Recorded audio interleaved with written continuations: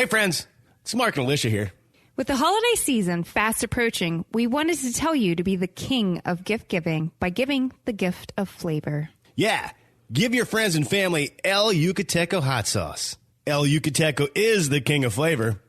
They have 5 habanero-based sauces: red, green, Caribbean, Black Label Reserve, and triple extra hot. They have a jalapeno hot sauce and chipotle hot sauce, too. Just head on over to shopelucateco.com, where you can create your own custom 6-pack of their flavors, or maybe grab a 12-pack or 2. Plus, they have all kinds of cool swag, like socks, hats, and more. Go to shopelucateco.com and get the gift of flavor. Paranormal Punches is part of the Podbelly Network. Go to podbelly.com for more great podcasts.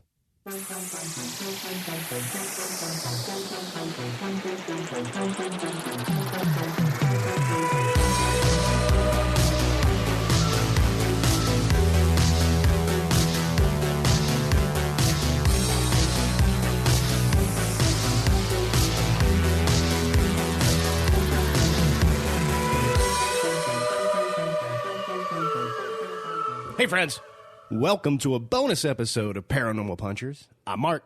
I'm Alicia. And we had the opportunity to sit down with author John Olsen, and he told us about his new book, Stranger U.S., True Paranormal Stories from the United States. He gives us some really interesting and scary stories from people all across the United States. There was one that happened on the USS Lexington, which you'll hear about. It's pretty creepy.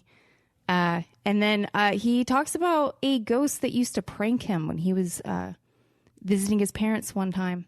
It's pretty, I don't know, it's pretty creepy. Yeah, why don't we just jump into the interview and let John tell us a few scary stories. Hey, friends, we're here with author John Olsen. John, welcome back to the show. Yeah. Oh, thanks for having me back, guys. This is great. For sure. Now, last time, that was like a year ago, you wrote a book called Stranger West. This time, it's Stranger U.S. Ooh. Yes, it's a wider base. I've gotten even more stories from all over the country. It's been great to interview and talk to people from all over the country for this one. Yeah, that's fantastic. And for anybody listening, go check out that episode. It's episode 72. But John writes true stories. Mm-hmm. You talk to people all over the country and wrote about the paranormal experiences they had. Yeah. Yeah, yep. I get firsthand accounts from people all over the country now, and I'm just excited for the opportunity to tell their story and get it out there and be able to experience it with them. So it's great. Yeah, that's fantastic. Now, we'll get there. I know how I want you because it's like close to Halloween. So hopefully you have a couple crazy tales to tell us. I know last time you told us about this doppelganger and that freaked everybody out. Jeez, yeah. Yeah, it's crazy. Just the different stories that I get from all over the country. It's really insane, some of the stories, and just hearing it from them when I get to interview them, usually over either Skype or the phone, and I get to feel what they experienced. So it's great. Well, and not only do you interview people that had paranormal experiences, you yourself have had paranormal experiences, and I assume that's what set you on this path to write about people's experiences. Yeah. So for your listeners that didn't get to hear the first time we talked, I grew up in a home that was over 100 years old. It was built in 1880, and growing up in the house, I started having experiences that I didn't quite understand from when I was very young. And it got me very interested in the paranormal, especially at the time where my parents didn't like us to talk about it because they were afraid, people were going to think we were crazy. So, I reached out and just learned everything I could about the paranormal, and it got me really interested in it. And later on, as I started sharing my experiences, people started bringing me their stories. And so I was able to document them and start collecting them and finally start writing books and be able to tell their stories and some of my stories as well. Right. That's great. Now, question though, so when you're talking to people and like Is anybody kind of nervous to tell you the stories, or worried you won't believe them? Because it's not always easy to tell somebody you've had a paranormal experience, because for some people it is hard to believe. Mm-hmm. Yeah, and a lot of times, I'll get quite a few people, especially earlier on, that wanted their name changed and they didn't want to be necessarily associated with it. And I'm always good to change their name and whatnot. But I find that the more, the more it's coming out, and the more, like shows like your guys' show and other shows, people are getting to embrace it more.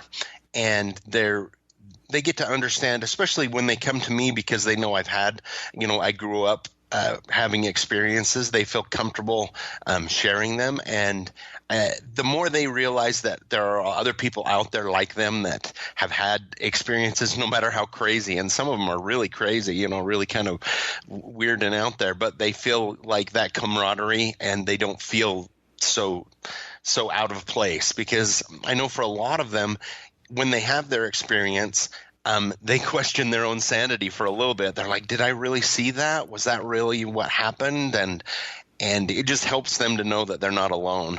Right. That one story that you sent over about the USS Lexington, why don't you tell our listeners a little bit about that story, just a quick little recap. And then I do want to say, I thought that one was terrifying.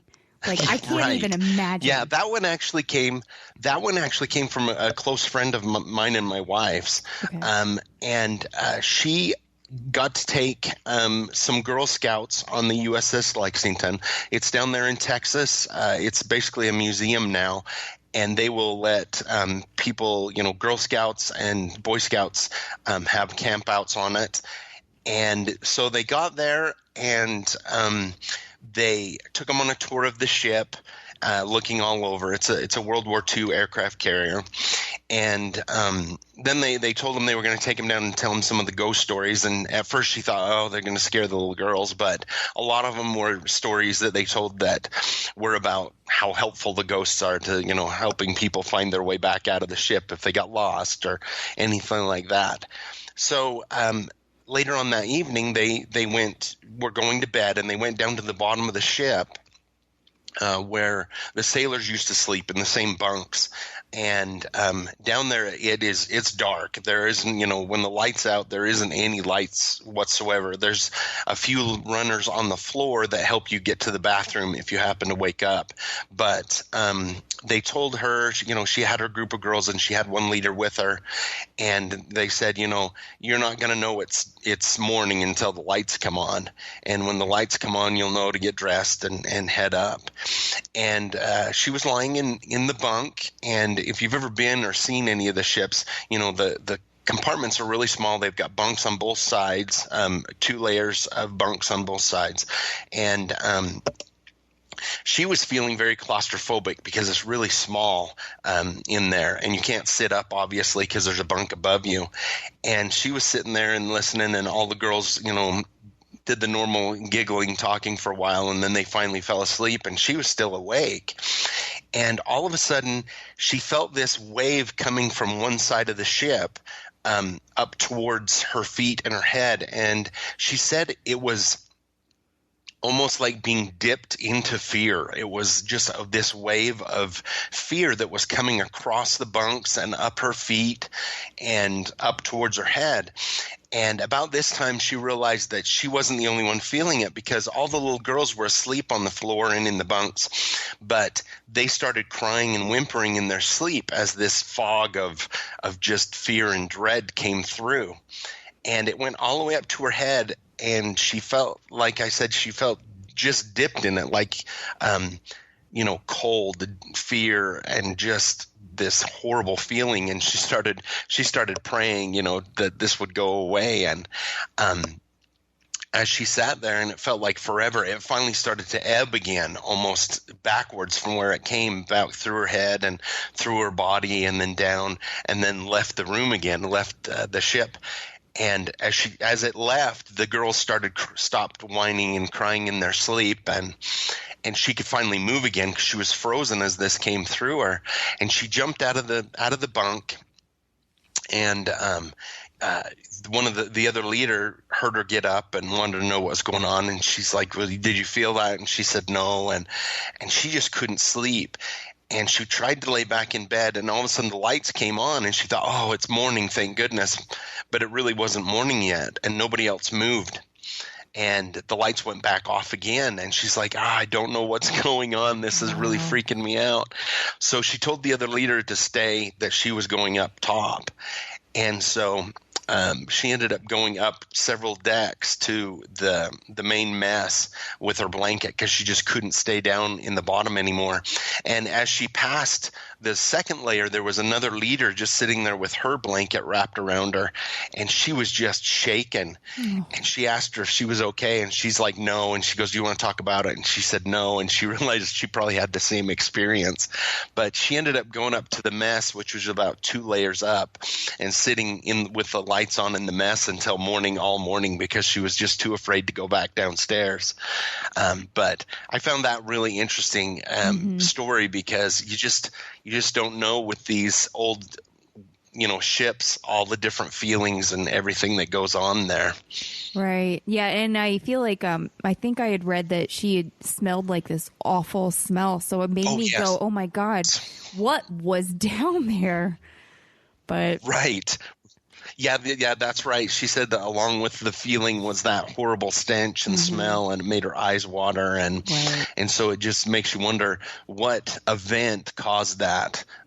When you're dealing with ships like that, and you're dealing with water, because a lot of people believe that water, and not only water but ships and everything, can hold all kinds of feelings and stuff from the paranormal. So you just wonder what it was that she experienced down there. Yeah. I mean, just when you said it felt like she was dipped in fear, I'm like, wow, that is just like an intense. Just trying to wrap my head around how that sensation would be. That feeling. Right. Also, like, that's a pretty cool movie title. Right, it is. Yeah, that would be awesome, wouldn't it? Dipped in fear. That sounds good. Yeah. But it's interesting too, because as it came through the room, even though it was so dark she couldn't see, she could feel it coming through the room, and that's pretty intense feeling when you can feel it coming towards you and moving up your body. So yeah, it sounds terrifying. Yeah, it really does. You also sent over a story about when you went over to your parents' house, and there was a ghost that was pranking you. Tell us about that. So just briefly about the house that I grew up in. My parents still live there, and they still have experiences that go on there quite a bit. The ghost that resides there, or at least one of them, is a big prankster. He or she, I believe it's a he, loves to play pranks on people. Well, about a year ago, I stopped by my parents' house to say hi before I went and picked up my youngest from school. And as I pulled into the driveway, my parents' car was gone. And so I thought, well, I'll just go in and wait and see if they come home. And as I went through the back door, I called out, which I just naturally do when I go in. I called out, hey, I'm home. And just in case my dad had gone somewhere and my mom was still there, I didn't want to scare her or anything.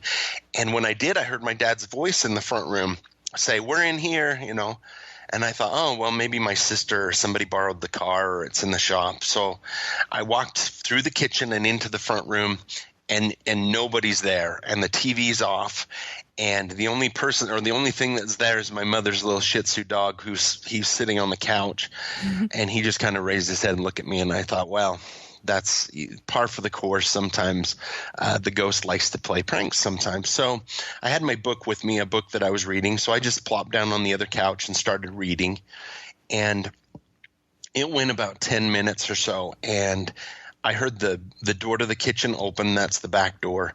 And it opened and shut. And I heard my dad's voice call out, hey, we're home. And so I got up and shut my book, and I went into the kitchen, and there's nobody in the kitchen, and the door's still shut. So I go to the window, and I looked out the window, and their car isn't back yet. So I just kind of shrugged it off and went back again into the front room and started reading my book. And again, about 10 minutes, the door opens and closes, and my dad calls out, "Hey, we're home." And so this time I went in a little bit more skeptical, went into the kitchen, and again, the door's shut. And I look out the window again, and again, their car is gone. But at this time, what was interesting is behind me, coming from the front room, I heard a laugh coming from the front room. and I just kind of shrugged, and I said, "Oh, haha, you got me again." And I walked in and sat down again in the front room and opened my book. And again, about 15 minutes, the door opened and shut, and I heard my dad call out. And this time I just stayed on the couch. I thought, you're not going to get me again.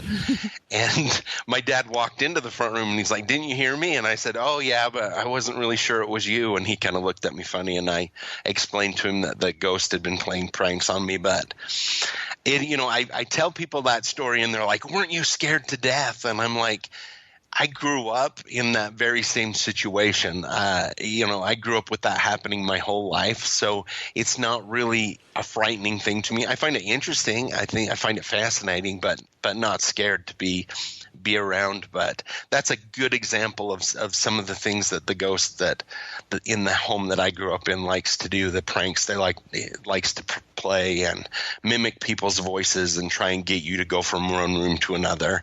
Growing up as a kid, the biggest thing would be I would be in the front room, and my mother would call me to the kitchen, and I would go to the kitchen, and my mom wouldn't be there. So it was not unusual, but still kind of fascinating.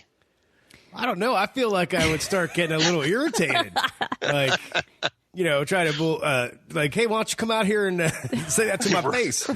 Right. That would be, right. That would just be a little insane to have someone a ghost pranking you. And it apparently thinks it's funny. Mm-hmm. Yeah, it does. It thinks it's really funny. Yeah. It used to, when my dad, a couple years ago, he had knee surgery.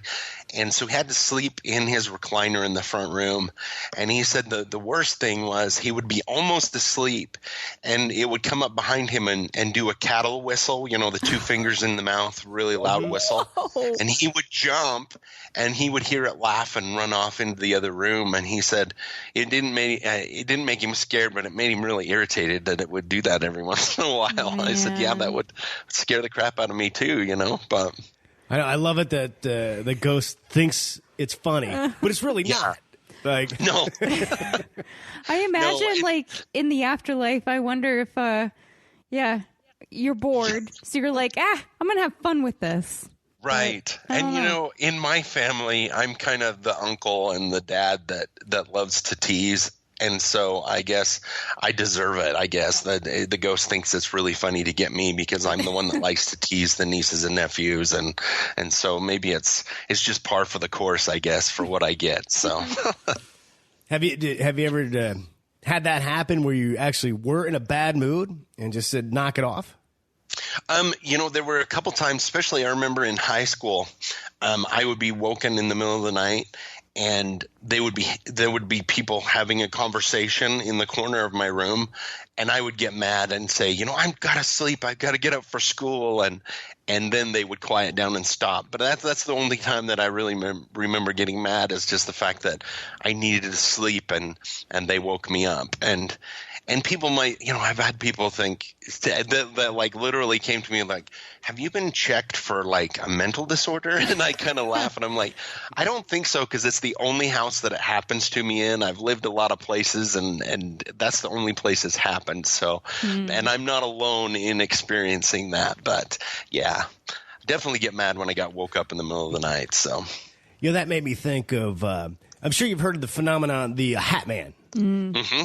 Yep. It's always scenes that people wake up and it's in the corner while they're trying to sleep, watching them.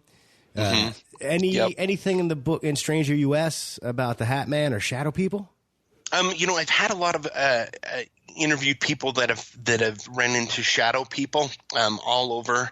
A lot of It's interesting because they run into a lot of them with camping and in the wilderness, which I think would even be more frightening to run into a shadow person out there. Not the Hat Man in particular, but definitely shadow people that people have run into. And again, when I've interviewed several people, and I'm trying to remember if it's this book or one of the other ones, when they're camping or hiking at night and they run into a shadow person in the wilderness, they seem to be really large, like bigger than a normal person, like almost the size of a tree in some cases. And to me, that would be super scary, I think, to run into something like that out in the wilderness. So, oh, for sure. Yeah. That would do it. Definitely. Oh. Now, I also know last time we talked about, I think you had a black-eyed kid story. Anything like that this time around? And Bigfoot? I do have. I've just interviewed a couple people with black-eyed kid stories. There was a story in the new book which, they weren't really sure if it was black-eyed kids or not, but I think it was associated with it. It was a gentleman that I interviewed. Him and his wife were hiking. They were going on a hike in. It's called the Wind Rivers. It's in Wyoming. It's a wilderness mountain range in Wyoming. And they traveled there to go hiking back in for a week. And as they were traveling in, he started catching glimpses of people that were following them in the tree line. And as they went further in, he wasn't saying anything because it was making him a little nervous. He didn't want to scare his wife. And after a while, she recognized and said, hey, there's people following us in the tree line. And at one point, all of a sudden, a gentleman steps out about 30, 40 yards from them between the trees, and he's dressed in a white shirt and a hat. And he almost looked Amish from what he said, but they couldn't see his eyes. And this happened several times, and he would try and get to them to find out what was going on, and then they would completely disappear into the tree line. And they hiked way back in where they were going to camp, and finally the people stopped following them, so they felt comfortable enough to go up and camp. I'm not sure if I would, to be honest, but they kept going. And that next morning when they woke up, he was walking down to the lake from their campsite, and there was a little girl that stepped out in a dress, the same kind of thing, down the trail from him that was watching him. And at that point, he's like, oh, we've got to get out of here. And because he went to, address her and find out what was going on, she stepped behind a tree and disappeared. And they gathered up their stuff and started, heading out. In fact, several times he stopped and unloaded any food or anything that he could just so they could lighten their packs to get out quicker. Wow. And finally, that same gentleman, in the white shirt and hat and beard stepped out of the trail, and he said it almost seemed like he had black eyes, and blacked out eyes completely. And again, he tried, he picked up a stick and ran at the guy, and right before he got him, the guy stepped into the tree line again and completely disappeared. He couldn't find him, and they were able to finally get out of there after having them follow them out completely out of the forest. But I think personally, from what he was explaining, the dark eyes and everything, even though they weren't really close, it could definitely be associated with the same kind of black-eyed kid situation. But again, being in the wilderness, you're far away from civilization, and you're being followed by these people with black eyes and seeming to be able to disappear into the forest without, any trace. That would definitely, put you on edge and scare you to death. Yeah. I can't believe they went camping. I would have turned right around and said, the trip's over, honey. Yeah. Get in the car. Right. And that's what I said, too. And I asked him, too, when I said that, and he said, well, we were able to go – they went from where it was really dense forest where these people were following them, and then it went a long ways where it was open, a lot more open, they could see around, and they thought, well, it's over, whatever it was, maybe it was just people playing pranks. And so they were able to move up and camp, and they felt fine that night. It was just the next morning when they showed up again. So, that's kind of how I felt, too. I'd be like, at that point, I would be ready to take out and leave for sure. Yeah. So one of the last stories that you sent over was about the water ghost. I don't think I've ever heard of something like this happening. So let everybody know what I'm talking about. So, yeah, no problem. So this was I interviewed this gentleman. He contacted me through my website, and his name was Hunter. And him and his best friend, they love to, go all over fishing, and that was their thing, and still is their thing. And he was explaining how when they would go and the water level, especially out west here, as the summer goes by, the water level drops on the lakes, and they would start walking the shore and finding fishing lures. And they got the brilliant idea that if they didn't wait till it dropped and they just, would fish, and then also they got some just snorkeling gear, they could go out through the water and collect, fishing lures and stuff that people had lost. And so they'd been doing that for quite a while. They planned a trip to Medicine Lake, which is up near Glacier National Park. It's a really beautiful area up there. And so they were camping, and they went out in the morning and went fishing. They had a canoe and went fishing and had a good time. And then they decided later on, when it was getting a little bit later in the afternoon, it was warmer, they got their snorkeling gear on and they were going to go look for fishing gear. And it's a really clear lake, high mountain lake. And so Hunter went one way and his buddy went another way along the shore. And he was going along, and as it got a little bit later in the evening, the sun started going down behind the mountains, and he was quite a ways down the shoreline, out looking. He'd gathered a few lures, and he noticed out in the distance underwater this murky something was coming towards him, and he thought at first that it was a school of small fish or something. And so he went up to the surface to look, and he couldn't see anything on the surface, and he got down underneath and it was still coming towards him. And there's nothing up there that's like big enough to attack anybody. So he said he wasn't really afraid that it was something that was going to, attack him in the water, but he was really curious. And as it got closer, it started to take shape, and it looked just like a young woman with a long dress, and it was floating right towards him.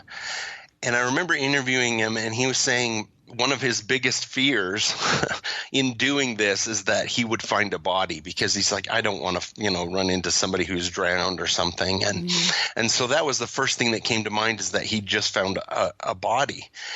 And he noticed she had an old style pioneer dress, and she was pale and her hair was all floating around her, and she was coming right towards him.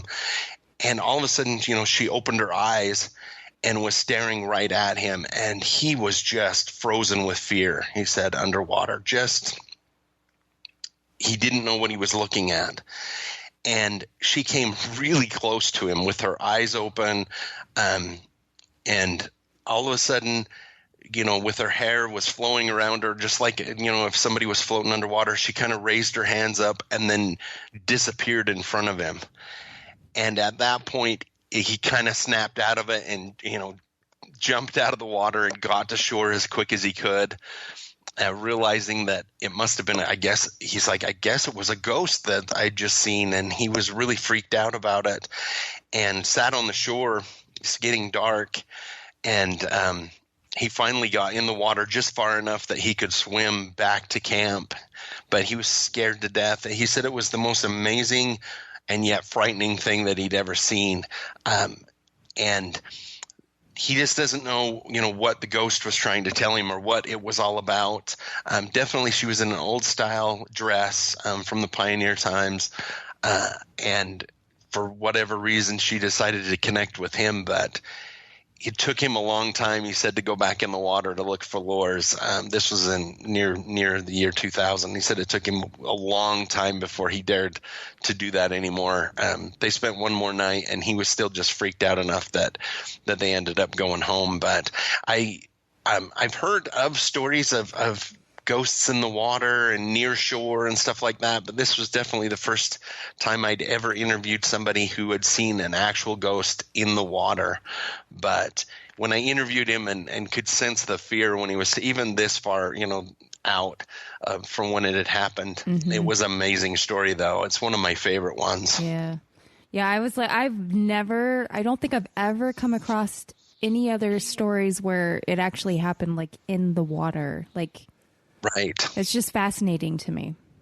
Yeah, and I've heard of stories of scuba divers and stuff running into things or stuff like that, but this was definitely one of the only ones I've heard of, especially firsthand, that I was able to collect of somebody running into a ghost in the water. Right. So. All right, so let's see. Scuba diving and camping off the list of things to do? Okay, right. It's not necessarily something you think you're going to run into when you're camping and scuba diving and all of this, but you just never know for sure. Yeah, definitely. Now, the book is full of stories like this, right? It is, yeah, yep. All firsthand accounts. Sometimes I'll hear stories. They're like, "Oh, this happened to my brother's uncle's cousin," and if it's a good story, I will try really hard to hunt down, so I can get it from the firsthand account from the person for sure. So, but yeah, everybody that I interviewed, it came directly from them or from my own experiences for some of them. So. And where can everybody find this book? Where can everybody get dipped into fear? So it's available on Amazon. It's on softback and Kindle. It should be available on Audible here in about a month, too. So if you're into listening to scary stories, it'll be available on Audible. All of my books should be available here in about a month on Audible, so you can listen to them as well while you're driving in your car. So. Awesome. Cool. Yeah, Lish and I did an Audible book about Bigfoot. That was super fun to do that. Awesome. Yeah, it's so good. It's one of those mediums because some people, not everybody likes to read necessarily, but this definitely gets people hooked on it. So, and paranormal stories. So now, again, it's always so great to talk with you, John. Hear these stories. I can't wait to read the book. Would you have one more story you could give us? Since when we're recording this, Halloween is 2 days away. Yeah. Right. You bet. So I'm in my books. Not only do I have, ghost stories, but I cover all paranormal stories, including Bigfoot and UFOs and even, glitches in the Matrix. One story that I gathered from a woman named Abigail. She lived in Wyoming at the time. She grew up in Wyoming outside of Jackson Hole, Wyoming. And what she used to do is babysit for people. There wasn't much else to do when you were a teenager, she said, up there, except for, work on the ranch and babysit. So she got hired to babysit for this family. They lived about 30 minutes away. And near the edge of the mountain range and out in the middle of nowhere, kind of. And they had two little boys. So the husband came, picked her up, and took her to the house. And she had babysat for them a couple times before, so she knew the routine. And so the parents left, and the little boys played for a while, and she fed them. They watched a little TV, and then she put the little boys to bed and then started watching some TV. And after a little while, she heard something near the back porch. And so she went back and turned the light on and couldn't see anything. And then on the front porch, she heard the front porch creaking. So she slipped into the front room to look, and this huge creature, which was a Sasquatch, had stepped onto the porch. And she's looking out the window, and it had its hand up and was playing with the gutter on the top of the porch and just investigating the porch. And this thing was just enormous, and she was scared to death. The light was off in the front room so she could see out. So she hid behind the couch. And she's just listening to it walk up and down the porch and moving things around. And she said she was really scared. Whenever she would peek over the top of the couch, she could see it walking up and down and peeking in the window. And she couldn't see the face really well, but she could see the outline of the, no neck, very little neck, big head. And it had to bend over to look in the window. And as she's sitting there, this is in the early 80s. So, of course, the only phone is by the window across the room where right next to the thing. And she's not going to go running across to get it. And she says it felt like forever, but she doesn't know how long it was just walking along the porch and investigating things. And all of a sudden there was a flash of lights as a car pulled into the driveway, which was a really long driveway to come up to the house. And as the lights flashed, she heard it run and jump off the porch and take off. And luckily it was the parents coming home, and they came through and knocked on the back door. She had locked it. And so she ran and opened it and jumped in their arms, just crying and explaining what had happened. And the dad went out with a flashlight and couldn't really find anything, out of place or wrong or even any tracks, because it was really hard dirt on that side of the house. But she said she never babysat again for the rest of her high school career. She was just scared to death. But that was her experience with that. That I titled that one "Babysitting Bigfoot." So, but I love those stories too. I love Bigfoot stories, and so I thought that one was great too. Mm-hmm. Yeah, and I love that it was just kind of like fascinated, checking things out, like it was learning, like almost like that Bigfoot itself was maybe a younger Bigfoot, still exploring, learning about the world. Right. Yep. I just love Bigfoot stories and just hearing, all the different, things that they do. And like you say, they seem fascinated with a lot of things that we do. And yeah, it's just one of my favorites for sure. John, as always, thank you for spending time with us, telling us these stories. Yeah.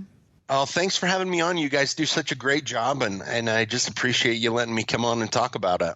Oh, absolutely. Right. I will put links in the show notes for everybody so they can find your book. I'm excited to read it. Could have been a better time for you to tell us those spooky stories right before Halloween. Yeah. Right. It's perfect time for that. I love Halloween. Oh, yeah. Same here. Do you do anything special? Do you like costume-wise or decoration-wise? Usually I like to go and help out with the tours. They do tours of one of the towns, like haunted tours and stuff. But things being as it is, they're cut back on a lot of it. So we'll just have to see what's going on and where I can jump in, because it's just fun to learn more and even be able to tell stories, and it's just a lot of fun. Absolutely. John, thank you so much. I look forward to. Do you have anything in the works? For the coming months, another book or anything? You know what? I did. I just cracked open. I've been doing more interviews, and I'm going to do another book. I plan on keep going until the stories dry up. So I'm already starting on the new one. So Cool. That's fantastic. John, thank you so much. Hopefully, sorry, I was just going to say, hopefully when, things clear up, I go out and speak at conferences and stuff about the books and tell stories, and hopefully things will get back to normal and we can start doing that too. So definitely. And then if you're doing that, because we would like to hit up a couple conventions ourselves, and maybe one of those conventions we can meet up, John. Yeah. That would be awesome. I'd love to meet you guys. So, well, thanks again. Take care, and anytime you want to come on and tell us spooky stories, you could definitely come on. Yep. Thank you very much. Thanks, John. Take care. You too. All right. Once again, thank you, John. This was a blast. And I'll make sure to put links in the show notes so everybody can go find your book, check it out. I'm going to find a way to, coin that dipped into fear. If it's not weird. It's not worth checking out.